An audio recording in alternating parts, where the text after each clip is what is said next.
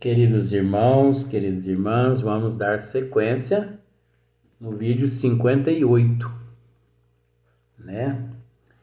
Então, olha só o que Alexandre disse para disse a André Luiz, olha só. E depois de pequena pausa, considerou, né? Agora é que ele vai dizer para André Luiz. Cada homem, como se diz assim, cada homem, André Luiz, como cada espírito, é um mundo por si mesmo, e cada mente é como um céu. Jesus amado, acabou de complicar o resto agora. Cada homem, como cada espírito, é um mundo por si mesmo, e cada mente é como um céu. Gente do céu, se eu for falar a respeito desse assunto aqui, ficaremos aqui a eternidade, então eu me reservo o direito de nem tocar nesse assunto. Porque vamos ver se você consegue raciocinar, e eu não vou falar não. Cada homem, como cada espírito, é um mundo por si mesmo. O que ele está querendo dizer isso? É um mundo, é uma imensidão. É uma imensidão. E cada mente é como um céu.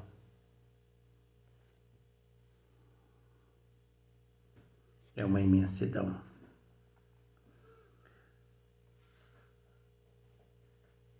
É como um céu. Do firmamento descem raios de sol e chuvas benéficas para a organização planetária. Mas também, no instante do atrito de elementos atmosféricos desse mesmo céu, procedem faíscas destruidoras.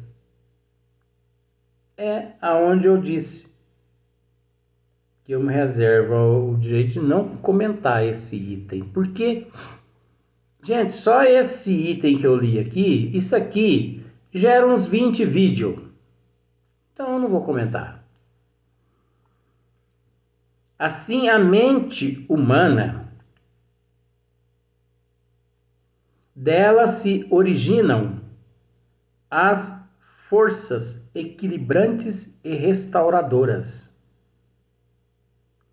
para os trilhões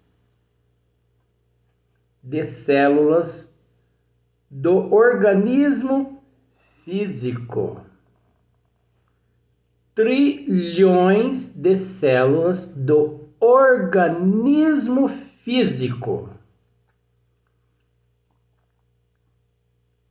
Eu acho que só lendo aqui você vai conseguir separar o joio do trigo. Mas, quando perturbada, emite raios magnéticos de alto poder destrutivo para as comunidades celulares que a servem.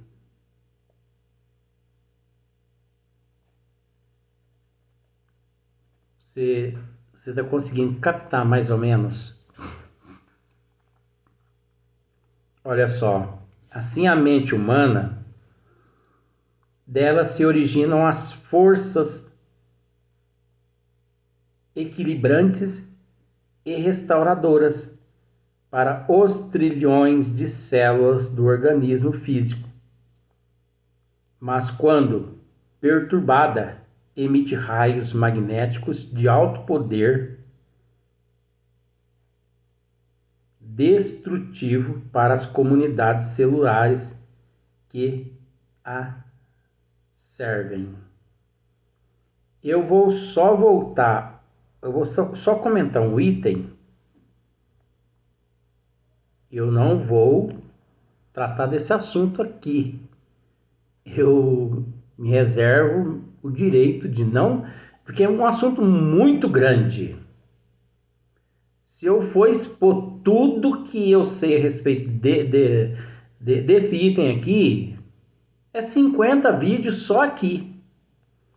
Mas eu vou tentar fazer com que você volte nos vídeos anteriores e procure se lembrar do que eu disse lá na questão da mulher grávida, quando o espírito ali no útero dela, um espírito negativo, odiento, um espírito perverso, aquele sentimento de raiva daquele espírito contra aquela mãe. Você está observando? Você está conseguindo enxergar ele aqui ou não? Você está conseguindo enxergar o que esse desequilíbrio magnético pode causar? Olha aqui, eu vou repetir mais uma vez. Dela se originam as forças equilibrantes e restauradoras para os trilhões de células do organismo físico. Mas quando perturbada, que é o caso do espírito reencarnante ali naquela mãe, emite raios magnéticos de alto poder destrutivo para as comunidades celulares. É o que eu disse lá, gente. Ele emite raios destrutivos para as comunidades celulares. Ele inebria a coordenação motora da mãe, inebria todo o sistema endócrino da mãe, você entendeu? Com as energias negativas dele, de alto poder destrutivo. O pensamento envenenado de Adelino destruía a substância da hereditariedade. Olha só para você ver. O pensamento envenenado da pessoa. Aqui ele está dizendo a respeito de Adelino, mas eu vou eu vou generalizar.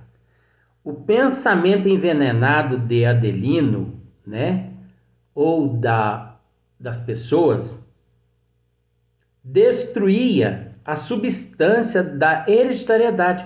O pensamento negativo, ele é tão poderoso que ele destrói a substância da hereditariedade. Você tem noção do poder destrutivo do pensamento negativo? Esses dias atrás eu levei o conhecimento das pessoas através dos vídeos que se as pessoas quiserem matar a outra através do pensamento, ela consegue. Eu acho que eu tratei desse assunto no tema, né, justiça divina. Justiça divina. Que às vezes as pessoas pensam que mata é só o revólver, é só a faca, é só a corda. Não, meu bem. O pensamento. Agora você está vendo aqui o que eu disse lá, onde nós estamos encontrando aqui no Missionários da Luz. Está vendo a importância do estudo da assimilação? Você viu que quando eu li aqui, eu pensei lá na justiça divina, no livro Céu e Inferno, capítulo 7, de Allan Kardec. Você viu como que eu estou 24 horas antenado em todos os assuntos? Por isso eu me reservo ao direito de não comentar esses itens anteriores que eu li aqui. Porque senão ficaríamos aqui, teríamos que fazer 50 vídeos em cima desse assunto aqui. E não há necessidade. É só você raciocinar um pouquinho que você vai captar. Então olha só. O pensamento envenenado de Adelino destruía a substância da hereditariedade, intoxicando a cromatina dentro da própria bolsa seminal. Gente, intoxicando a cromatina dentro da própria bolsa seminal. Olha a toxina aqui que eu comentei nos vídeos anteriores. Só que aqui é no caso de Adelino. E eu comentei no caso da mãe que sofre durante o período da gravidez. Sofre com um filho e no outro filho já não sofre nada. As toxinas do desequilíbrio espiritual daquele espírito reencarnante. Deu para você raciocinar? Ele poderia atender aos apelos da natureza, entregando-se à união sexual, mas não atingiria os objetivos sagrados da criação. Se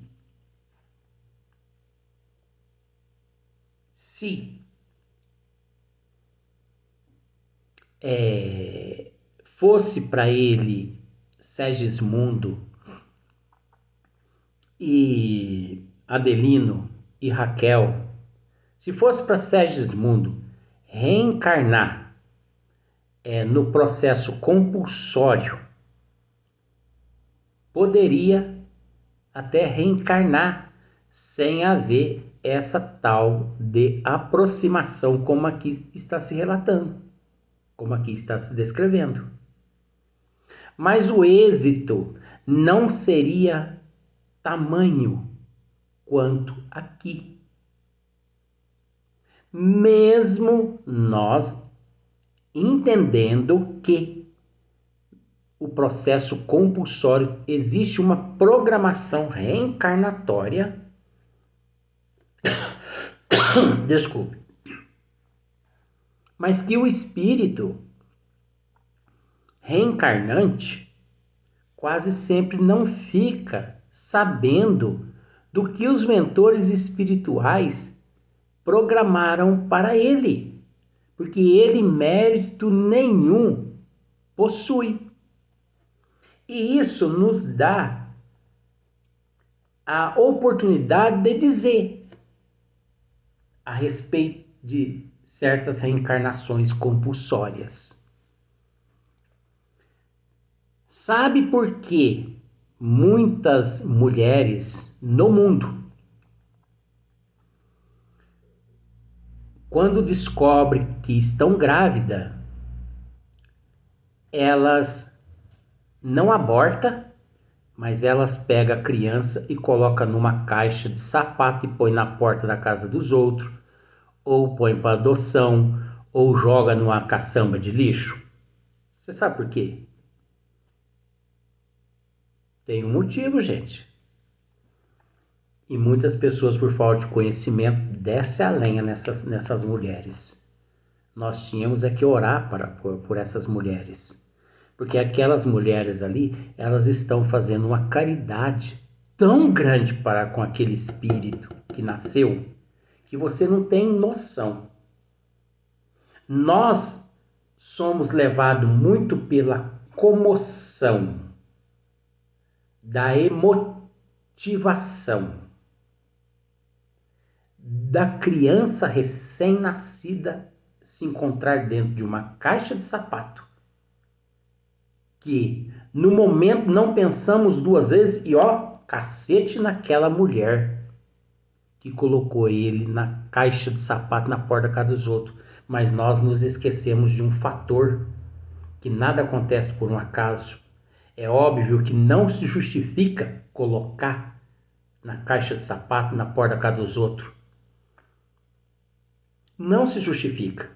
Mas, mediante certas situações, é melhor o indivíduo se encontrar dentro de uma caixa de sapato, onde daí meia hora, uma hora depois, ele vai ser acolhido pela sociedade e por órgãos responsáveis, do que permanecer lá naquelas regiões umbralinas, de onde ele foi retirado, que se encontrava em situações desgraçadas, de 200, 300 anos de sofrimento.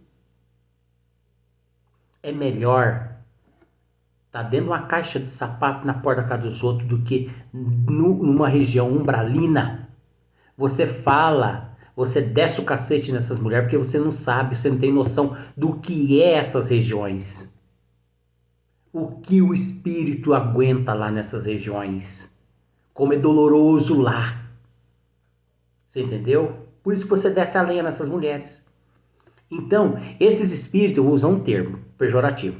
Esses espíritos, eles são tão desgraçados, mas tão desgraçados, que ninguém quer recebê-los como filhos na Terra. E eles precisam reencarnar. Aí, o que os mensageiros divinos fazem? Eles procuram certas mulheres na Terra que geralmente têm alguns tipos de transtorno ou que são viciadas em droga, essas coisas, e leva elas ao departamento reencarnatório e pede a elas: olha, será que você poderia nos fazer um favor? Que favor? Aí nós precisamos de um favor teu, que você receba lá na Terra esse caboclo aqui. Ele precisa reencarnar, ele precisa nascer na Terra. O quê? Eu não conheço esse caboclo. Eu não tenho amor por ele. Eu nunca vi ele na minha vida. E vocês estão pedindo que eu receba lá na Terra? Como meu filho? De jeito nenhum. Não, minha irmã. Nós estamos pedindo apenas que você o receba. Que você permita ele reencarnar. Porque nós precisamos apenas da tua barriga, do teu útero. É como se usa aqui na Terra aquele termo assim, barriga de aluguel. Apenas isso, minha irmã. Se você o ama, se você não o ama, não tem problema. Se você irá ampará-lo, não irá ampará-lo, não tem problema. Não existe programação nenhuma para ele. Mas o fato de você recebê-lo lá na Terra, de permitir nascer na Terra, você vai ficar chique perante a espiritualidade maior, a providência divina. Deus está vendo esse ato teu. Aí ela, sabe, renega. E ela volta pro corpo físico, aí, mediante ali uma aventurazinha ali, sabe, embriagada, drogada, tem uma relação ali com uma pessoa que ela nem sabe quem é, porque tá no mundo da lua, por causa do cachimbinho da paz, você entendeu? E a espiritualidade, tchum, aquele sujeito ali no útero dela. Isso aí que é o tal da reencarnação compulsória. É uma das reencarnações compulsórias. Uma das. Porque existe bilhões de formas. Que não tem como a gente relatar tudo, né? Tá bom. Aí, o que acontece? Daí 2, 3 meses ela percebe que tá grávida. Ela percebe que tá grávida. E algumas amigas ali do convívio dela falam assim: por que você não aborta? Por que você não aborta? Eu não, deixa nascer. Depois eu ponho para adoção, se ninguém quiser também, eu ponho na caixa de sapato, eu ponho na lata de lixo. Observa que ela não tem sentimento nenhum de amor por aquele ser que está nascendo.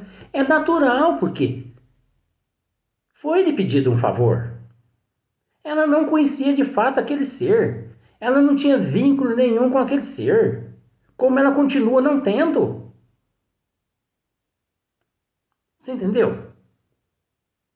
Não justifica, mas é assim que acontece. Tá bom. Ah, não, eu não vou deixar abortar. Eu não vou abortar, não. Deixa nascer. Não esquenta a cabeça, não. Deixa nascer isso aqui, eu vou ficar grávida. Deixa a gravidez. Aí nasce aquela criança, gente. Nasce lá naquele meio assim, ela com aquele pânico, já vem aquele pânico, aquele medo da família, ou, você entendeu? Porque às vezes ela é uma paciente psiquiátrica também, pode acontecer também com a paciente psiquiátrica. Aí ela tem medo da família descobrir que ela tá grávida, ela esconde a barriga, e de um esconde de outro, ninguém vê, tal. Isso é tudo programado já. Porque aquele espírito precisa passar por essa situação.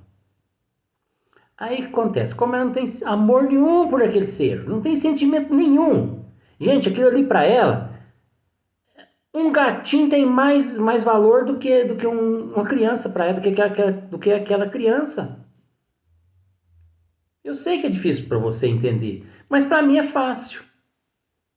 Porque sabe, para mim é fácil. Não vou explicar o porquê não, tá bom?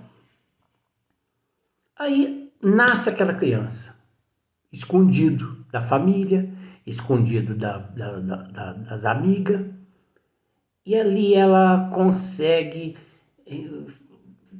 realizar o parto natural e ela mesma corta o cordão umbilical ali e ela dá um nó de qualquer jeito ali e ela cata uma caixa, coloca aquele bichinho dentro e sai na calada da noite e coloca na porta da casa de alguém. Ou coloca dentro de uma caçamba de lixo. Daí a pouco, pá, na mídia. Mãe desnaturada, essa covarde, essa imunda, uma mãe dessa tem que ser condenada ao fogo do inferno. Isso não é mãe, isso é um monstro. E, ó, a sociedade e a imprensa pau nela. Mas mal sabem que ela ali praticou uma caridade para com aquele espírito que foi retirado de uma região umbralina, onde ele estava sofrendo há décadas e que ninguém queria recebê-lo aqui na Terra, e que ela foi solicitada pela providência divina apenas a recebê-lo, não a amá-lo, porque ela não o conhecia, ela não tinha vínculo nenhum com ele devido às passadas. Isso é um dos casos. E também existe, nesses casos aí, transtornos psíquicos, transtornos psiquiátricos, esses transtornos obsessivos, que leva essas mães a cometerem esses atos. Obsessores provenientes daquele espírito que leva aquela mãe a entrar num estado de transtorno para que ela trate aquele espírito daquele jeito, numa forma de vingança daquele espírito obsessor por aquele reencarnante ter feito coisas horrendas com ele em vida passada. Gente, a trama é muito grande. A trama é muito grande. O nó, o novelo é tão grande, que se nós formos parar para pensar, cada ser que encontra-se na Terra o novelo nosso, independente, unitário. O nosso novelo é do tamanho do planeta de Júpiter, cada ser. Agora imagina só, 7 bilhões e 550 milhões de pessoas na Terra, cada um com um novelo, cada um com uma trama, cada pessoa com a sua história do tamanho de Júpiter. Tem como a gente julgar os outros? Por isso Jesus disse, aquele que estiver sem pecado, sem nenhum pecado, que atire a primeira pedra. Eu contei aquilo que eu conheço e separei o joio do trigo em matéria de obsessor, em matéria de obsessor da mulher, em matéria de obsessor daquele espírito, em matéria de mãe de barriga de aluguel. Eu contei aquilo que eu conheço. Agora você faça, você raciocine do jeito que você quiser, enfim, se você quiser julgar, você julga, se você não quiser julgar, você não julga, você entendeu? Eu não sou o dono da verdade, eu estou dizendo aquilo que eu conheço, mas nós não temos condições e não estamos em condições de julgar ninguém. Até o próximo vídeo.